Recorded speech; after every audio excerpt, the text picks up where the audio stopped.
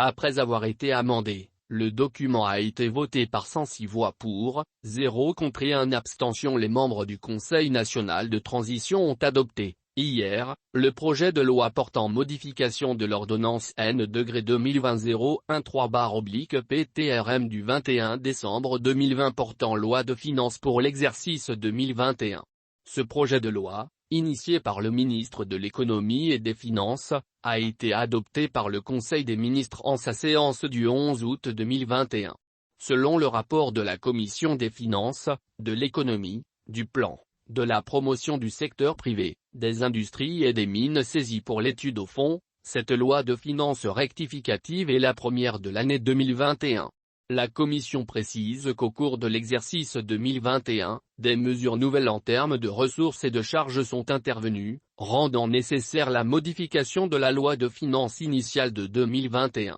En ce qui concerne les ressources, la Commission a précisé que les mesures nouvelles sont liées essentiellement à la prise en compte des nouvelles annonces en matière d'appui budgétaire général et sectoriel, mais aussi, des reports de reliquats des appuis budgétaires. Concernant les charges, les mesures nouvelles visent l'ajustement des dépenses en lien avec le plan d'action du gouvernement, PAG, 2021-2022. Selon la Commission, en termes de prévision, les recettes budgétaires s'élèvent à 2188,653 milliards de FCFA contre 2155,161 milliards de FCFA dans la loi de finances initiale, soit une augmentation de 33,492 milliards de FCFA correspondant à une hausse de 1,55%. Les dépenses de la loi de finances rectifiée 2021 se chiffrent à 2841,580 milliards de FCFA contre 2808,088 milliards de FCFA dans la loi de finances initiale, soit une augmentation de 33,492 milliards de FCFA ou un taux de progression de 1,19%.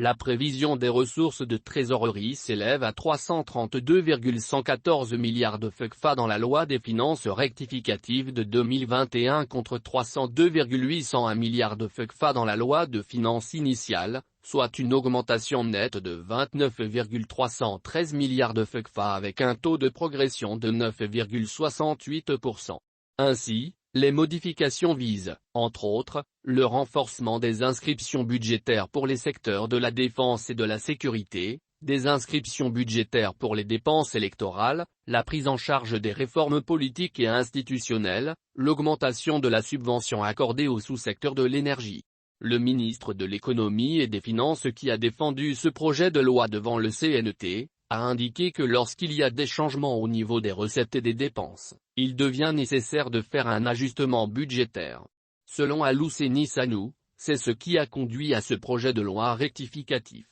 Pour lui, étant donné que le gouvernement a adopté le plan d'action du gouvernement rectifié, il était nécessaire de tenir compte des orientations particulières données par le Premier ministre que le gouvernement doit mettre en œuvre. En plus de plusieurs actions prévues, le ministre Sanou a fait savoir que le montant de la nouvelle grille indiciaire unifiée est pris en compte dans le budget rectifié, tout en précisant que les salaires du mois d'octobre seront impactés par cette nouvelle grille. Les membres du CNT ont d'abord adopté 4 amendements sur le dit projet de loi pour conformité à la procédure législative et pour des erreurs matérielles contenues dans le document à l'unanimité par 106 voix pour, 0 contre et 0 abstention. Et à l'issue des débats, ils ont adopté le projet de loi de finances 2021 rectificative par 106 voix pour, 0 contre et 1 abstention.